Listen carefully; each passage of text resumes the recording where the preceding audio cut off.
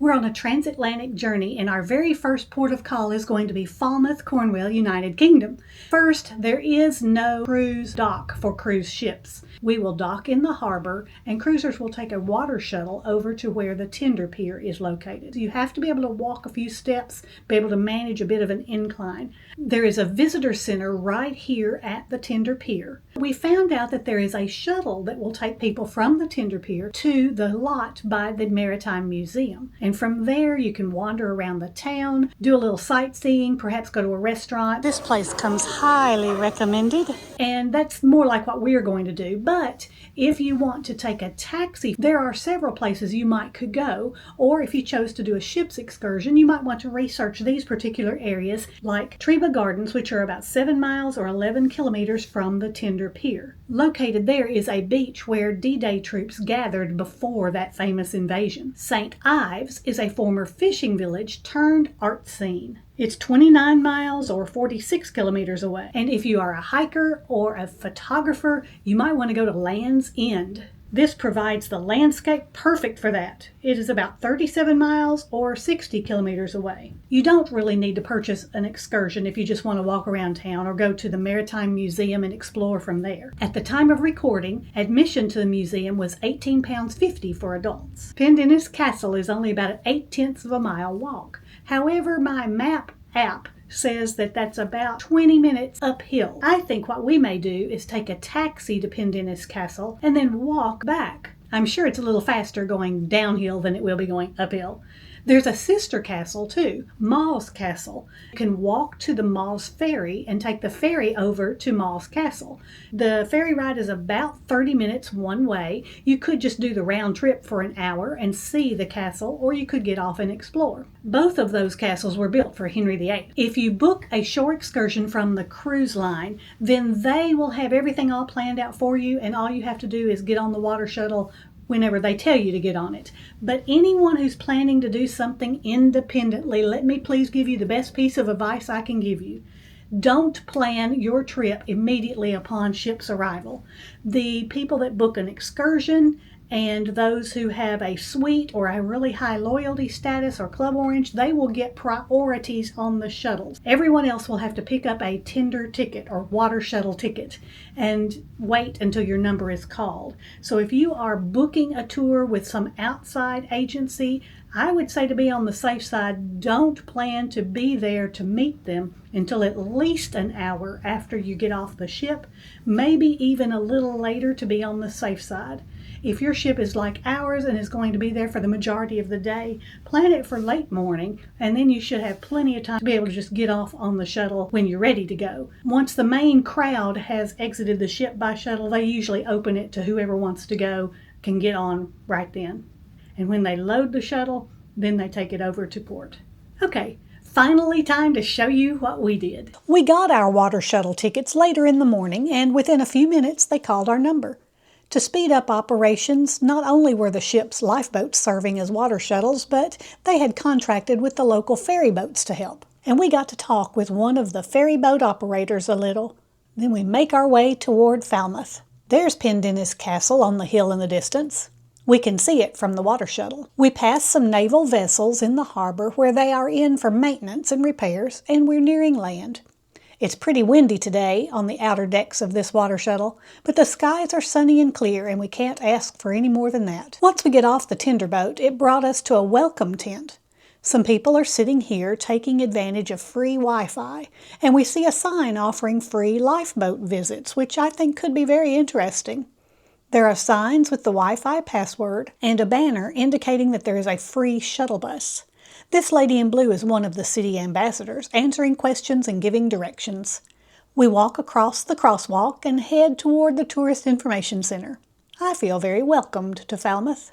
This sign tells us that we can choose to walk to the city center in 15 minutes or take the shuttle bus. There's a rack just outside of the entrance full of area guides and great information. And this sign says that if you're going to the castle, don't get on the bus. Ask an ambassador for directions, which is what we did. This ambassador was very helpful. She gave us a map and directions that said there's no need for a taxi. So we walked past the line of people getting on the city shuttle where another ambassador was handing out maps as people boarded the shuttle bus. We just followed everyone else along the sidewalk and toward the port exit. Just outside the port, we hung a left and headed toward that archway. We see a sign that says scenic route, so let's go that way. Google Maps was right. It definitely is uphill. Should I go left? Should I go right? Let's go right. Ooh, what pretty flowers. So far, the scenic walk is taking us past some very beautiful homes. Look at the tree arch that's above that doorway. Isn't that unique? The stone wall ends, and here is the scenic view I was hoping for. There's our ship in the distance, and we can look back down the coastal road. We stopped for a few photos here. Some could walk down these steps to go to the beach there if they chose to, but we're going to continue up the hill. Here's a sign directing us toward the castle. So we take this road and pass some pretty stairs that look like they've been there for a while. I pretend to be admiring this ivy and moss-covered stone wall, but really I'm stopping to catch my breath. We did finally make it to the castle entrance at the top of the hill. The castle is generally open from 10 to 4 or 5 p.m. and closed for 3 days at Christmas time. The gatehouse was built in 1597, and thousands of people have walked through it. We entered there. This is the gatehouse and the guardroom, and this building houses some shops. This next building was the Royal Artillery Barracks, and according to this diagram, the building up ahead is the Tudor Gun Tower. There's the king of my castle at home. He's welcoming me in. It was neat walking into the entrance under the tower's portcullis.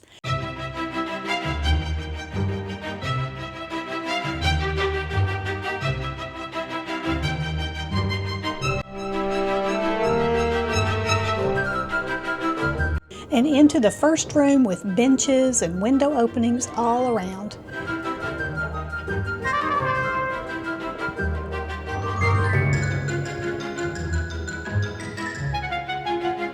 And I get my first look at the exciting, if not rather precarious, spiral staircase going up and going down. I took the alternate, more direct staircase up to a level with cannons on display. These rolling carts would have been very helpful to position those cannons for proper defense. Let's take a peek out the window and see what I am defending. Yep. Hey, you innocent people below. There's a cannon pointed your way. Actually, there are cannons positioned on multiple levels on the castle grounds below. Remember that portcullis we walked under earlier? Here's the top of it, and it could be lowered from here, I guess. Around the corner is another set of stairs, but I'm going to use the spiral staircase this time. Coming up the stairway leads us to the top of the castle for some amazing views.